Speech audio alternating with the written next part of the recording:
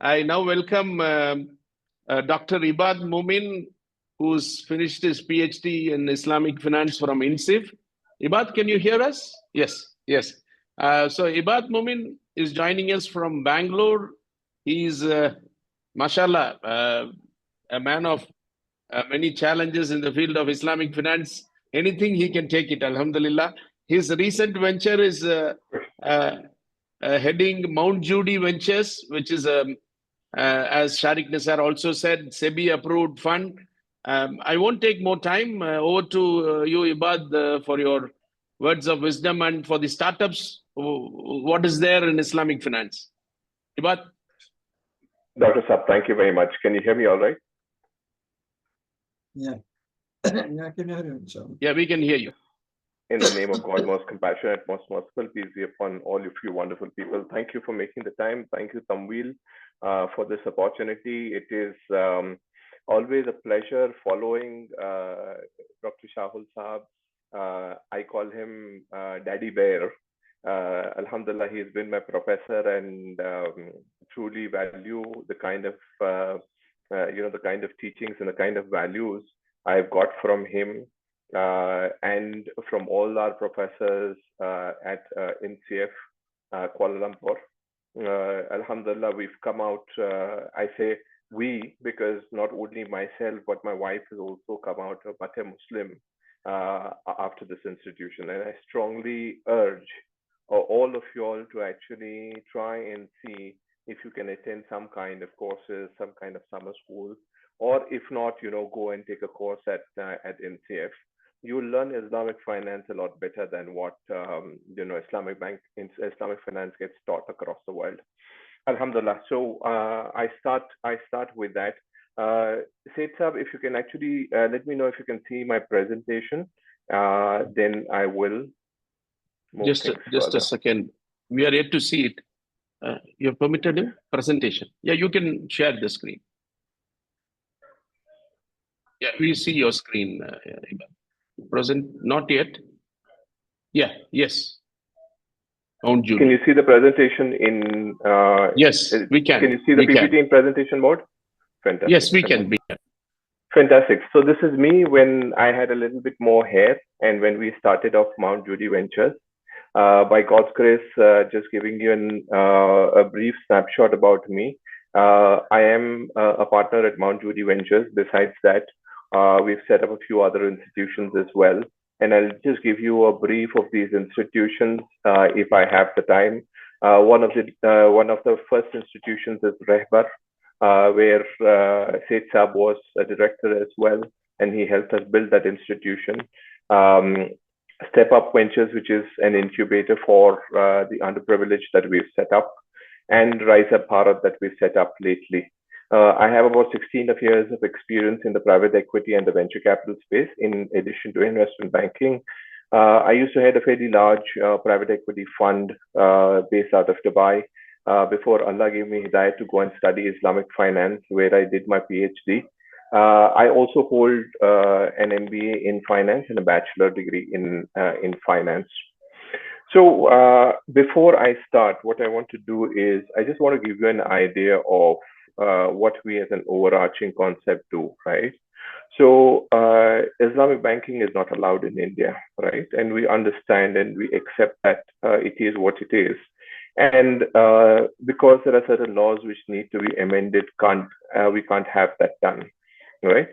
But does that mean that there is nothing that we can do in the Islamic finance space which is consistent with our values?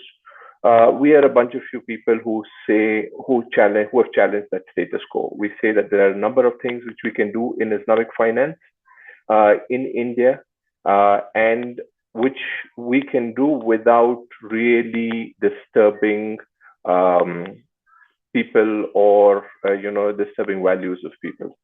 So what we're doing is we take things which are allowed in the Indian legal system and merge it with things which are allowed under Sharia. And at that overlap is where we work. And we use globally accepted standards, which can actually yield us great results. And that's what we've been doing with all our initiatives. We are creating initiatives that cater to all sections of society. We started with absolutely the destitute and poor, and we've been moving up as it goes along. And I will give you an idea should we have the time. Jumping on to what Seth Saab has actually given me to do, I want to lay the foundations as to understanding on what is a startup, right? People feel that a startup is a particular entity, which is, a kid has opened up his laptop and is doing some, silly thing, and this is a startup. So let me give you an understanding where a startup is a startup and it stops being a startup and it becomes something different, right? So this is just a lifeline of how life cycle of how a company progresses, right? So there is an idea which gets generated in a kid's brain or anybody's brain, right? And he builds on that idea, right? So he says, well, you know what, this taxi is a big problem. Taxis and public transport in India is a big problem. Let me try to create an app which aggregates, cabs, auto rickshaws, etc., etc. So this is an idea. Idea generation has happened, and this kid will go out and speak to various people. This entrepreneur will go and speak to various people and say, "Will this work?" Right? And he builds a prototype. That's that's a stage called idea validation. Right? Two, when this idea needs to move on from an idea to a product or a service, and it starts selling, that's when something called seed funding actually happens, where like a seed, you germinate a seed, and a plant comes out of it. So early revenues start coming out, and you have something called a proof of concept. That means whatever you were thinking that you would do, that app is now that idea has now become an app, and that app is connecting people like me, Seth, and others. And on the other hand, it is connecting auto rickshaw people and cabbies and so on and so forth. And this has started working. So my early revenues start coming in, and a proof of concept is established. This is called seed funding stage. Growth stage is where your existing customers have started coming to you, and they say, well, I tried this earlier, it's fantastic, I would want to pay more, and I would want to avail more of this product and service of it, right? So there is something called early traction, right? A loyal customer base emerges. Earlier you were only in Chennai, now you've expanded to Bangalore, you've expanded to Bombay, you've expanded to Calcutta, and so on and so forth, right? After this, a scale up actually happens, right? You were in 3 cities, now you've gone to 10 cities or 15 cities. Money is actually flowing in, your team is growing, and so on and so forth, right? So this is something called a scale up stage. And lastly, you'll get into a stage where your business has now become stable, and now you're going to list onto the stock markets, and you're going to sell shares in the stock market to develop your product or service even bigger. So this is a whole journey, and there is a journey after that also, but I want to keep it limited to this, right? Now, stages 1, 2, 3 is where you will call yourself a startup, right? Beyond that, you are not a startup. And a startup is slightly bit more different than a typical business. And I'll come to that a little later, but just be with me in this particular aspect of it. 1 to 3 is what you are, a startup. Beyond 3, you become a company which is moving on, right? So who are the kind of people who will actually fund you, right? Because what really happens is, as Prof. Shahul mentioned, people manage other people's monies, and they are given risk guidelines. This is the amount of money which you can lose for me. I want my money safe. I want periodic returns. I want this. I want that. On the basis of that, people like me, we build our risk policies, right? I will not invest at stage 1. I will not invest at stage 3. So these are the policies which we develop, right? So when the company is in an idea stage, there's very little few people who will actually back you, safe, family, friends, and fools, and your own money, right? So the best stage, the best persons to actually go to at this idea stage is your parents, right? Your family, your ex-bosses who understand the capability, because it's very difficult for me to actually show a person who is not known to me that, this is what I want to establish, right? Who doesn't know me, who has no idea of what I've done, right? So at this stage, only close people will actually come to me, and the government will actually come, right? So there are a lot of prize monies and etc. which is generated. You go and present, and people will like it because this is almost free money because it's coming from the government. They will actually give it to you, right? At the second stage, when the idea has become a prototype and the prototype has generated some bit of early revenues, that's when angel investors will come in. As the name suggests, angel investors are people who will trust you when other people are not trusting you, who will believe in you when other people are not believing in you, right? The government also floats a lot of loan schemes, a lot of incubators come up, and so on and so forth. Our Step Up Ventures is an incubator. That's when that's those are the people who'll come in, right? At the growth stage, at the early growth stage, that's where funds like Mount Judi Ventures, which is a venture capital fund, which will actually come in, because we have amana money, right? At these stages, at 1 and 2, the chances of losing money in 100 deals, if you invest in 100 deals, you'll lose money in at least 90 of them, right? Now, I can't go to a Seth Saab and I said, Seth Saab, you've given me money, but I lost money in 90 deals out of 100 deals, right? So we feel that it's better that I come at the growth stage, right? Now, I'm explaining this to you because, one, I want you to understand what a startup is, and two, I want you to understand that everybody follows risks and procedures, right? So, and for you, if you do not understand these risks, processes, and procedures, you will go, and if you are at the idea validation stage, some kid will come up and say that, you know what, I have created this app, and Mount Judi Ventures, will you fund me? You're just wasting your time, right? So this is a two-pronged approach. I want you to understand what a startup is, and I want you to understand who to go to for funding in case you are a startup, right? At the scale-up stage, late-stage venture capital funds come in, private equity funds come in, banks do funding, etc., etc. And at the last stage, obviously, there's the IPO, which actually happens. Having put the foundations through, let me move a little bit further, right? So I'm just giving you an executive summary of whatever I'm going to pack in this presentation, right? So why do people actually invest into startups, right? One of the sole reasons why people like us invest into startups is that it has the potential of supernormal profits. When I'm talking about supernormal profits, I'm talking about, I mean, let me just take the example of, of one of our mentors. His name is PC Mustafa, right? He's also a partner in our firm. He runs a business called ID Fresh Food. Or a lot of y'all would know it, right? Now, when we started, giving money to ID Fresh Food through Reber, unfortunately, we did not give it an equity basis, and that's a different story altogether. His company's valuation was 50 crore of rupees.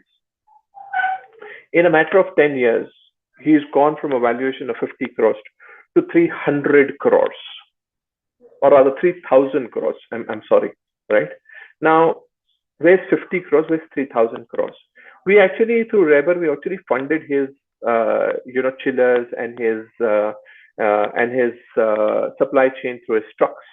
And he gave us a very neat return of about 12 to 14 to 16%. A few of y'all would have made money in that deal as well. But imagine, right? Roughly, we gave him about 10 to 15 crore of rupees over a period of time. Had we invested those 10, 15 crores of rupees in equity, right? 10 crores would have been worth 600 crores, right? That's the kind of supernormal profits we're talking about. We're not talking about 10%, 12%. No, we're talking about multiples. That's what people in venture capital look at, or startup investing look at. Second, people look at synergies. Synergies means what? Like, if I am Mukesh Ambani, or if I wish I was, If I'm Mukesh Ambani and I wish I had that kind of money. No, I would not wish that I was him, but I wish I would have had that kind of money. uh, I am constantly looking at what are the kind of new things which are going to come up, which I can integrate into my into my company, Reliance Industries. So he's looking at, I mean, all sorts of things, right? Mukesh Ambani is investing into IPL teams, he's investing into football teams, he's investing into hospitals, he's investing everywhere to ensure that there is some kind of synergy with his companies, right? So he's going to invest because he's in the oil refining business. His main activity is oil refining. He'll invest into clean energy so that it's upstream or downstream for him, and synergies are generated. Lastly, they invest because they want to leave a legacy, right? Now, Ratan Tata. I mean, I'll give this. This is the best example I can actually take. Ratan Tata, or rather, let me take another example, Azim Premji, because people will relate to this, right? Azim Premji has enough and more money. I'm sure everybody would agree he has enough and more money. He's gone ahead and invested in ID Fresh Food. What has he got to do with idli dosa, right? Does he not have enough money? Is his IT business anywhere related to his to ID Fresh Food? No. His oil business may have been, but there's no synergy. These people want to leave a legacy. They want to leave 10, 15, 20, 50 businesses, which they would have funded in their earlier stages, right? So this is what venture capitalists like to do. This is what startup investors like to do. So venture capitalists and startup investors are the people who do startup investing, right? Where is it connected with innovation? Because my topic given to me by Ismail Said Saab is innovation. What adds startups to innovation, right? Now, the supernormal profits which I'm talking about does not get generated by the rhyme of a dozen kind of businesses, right?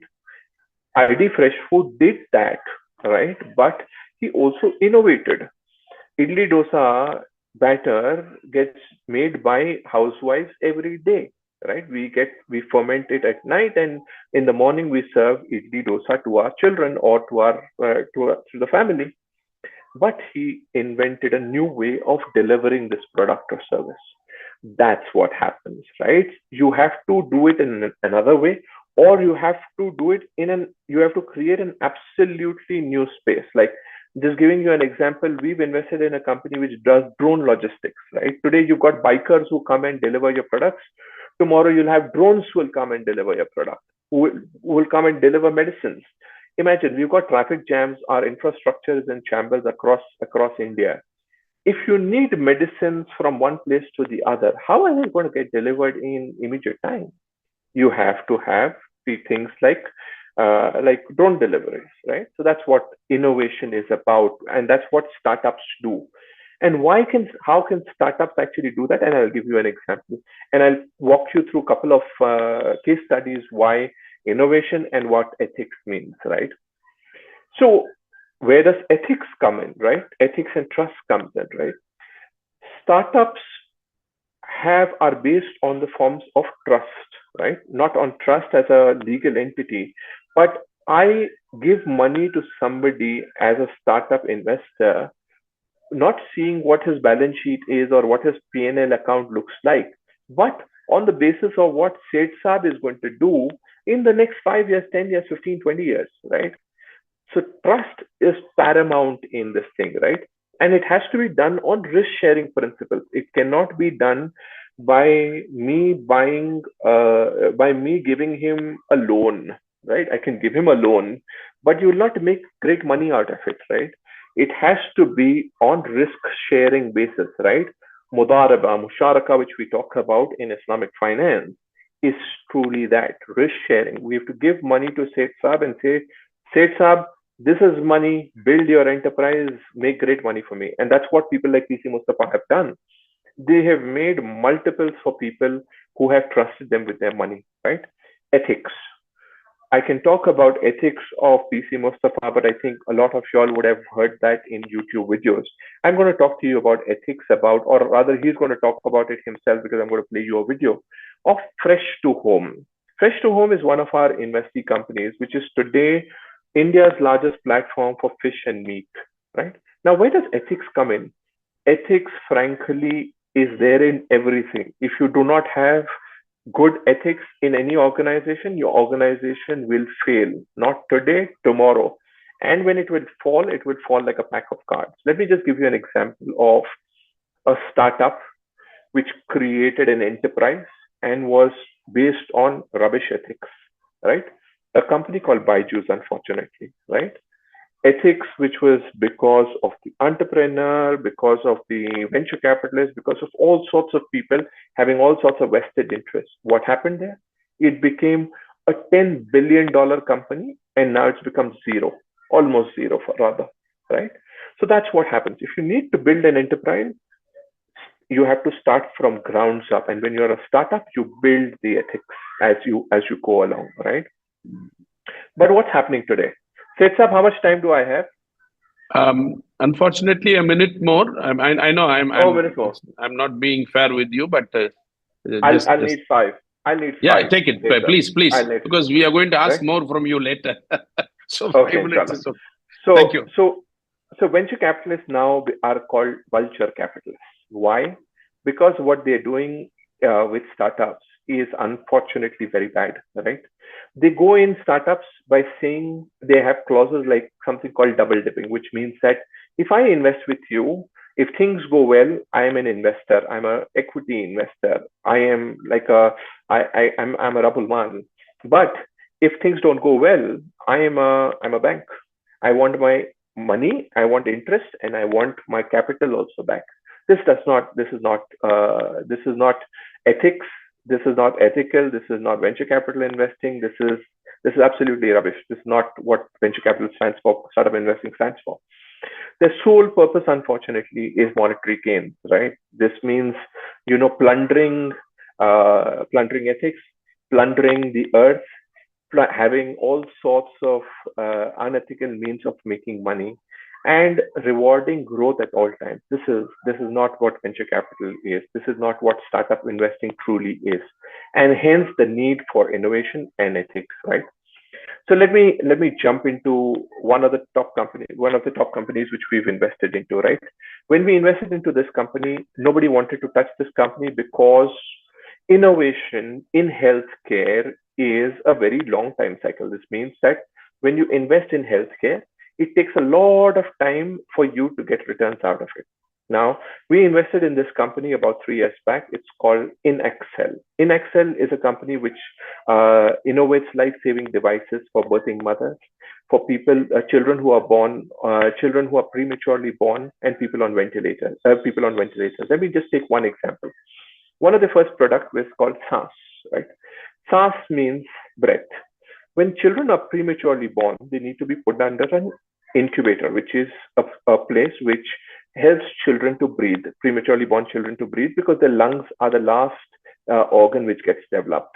Unfortunately, in remote parts of India, or even Malaysia for that matter, and a lot of emerging economies, you don't have hospitals which have incubators, which means that if a child is born, the child needs to be rushed to a nearby town or a nearby city to put the child under an incubator. And only way to support the child's breathing till that time is an ambu bag, which is a balloon which keeps pumping air into the child's lungs, right? Most of the time, when the child reaches the city, the child is mostly dead, right? So this is a low-cost product which was developed by the World Bank, developed by InExcel, along with World Bank, with Bill and Melinda Gates Foundation, and Mount Judi Ventures. We take a lot of pride in that, which actually saves about 1,000 lives in remote places of Assam, Uttar Pradesh, and Rajasthan, by this simple device which fits anywhere. It can fit in an auto rickshaw. It can keep children alive for 2 days. Right? So this is the kind of innovation which comes out of it, because startup investors say, listen, buddy, here's the money. I am on a risk sharing basis. Do what you want to do. In case you do well, we will share in the profits. In case it doesn't do well, no problem. We lose our money, you lose your entrepreneurship skills. So that's the kind of innovation which comes out of these kind of startup investing. The next company which we invested was a company called Fresh to Home.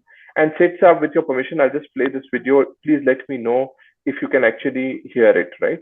Yeah. This is a video by Shan himself about Fresh to Home, right? And how he's enabled. Just a second. How sure. Okay. Just a minute. You should play. Yeah. How he's enabled fishermen to be able to realize much better gains than what it is, and customers like us to get fresh fish and fish meat without toxins. We are seeing the video, not the audio is yet to come. Yeah, you should play it. Right?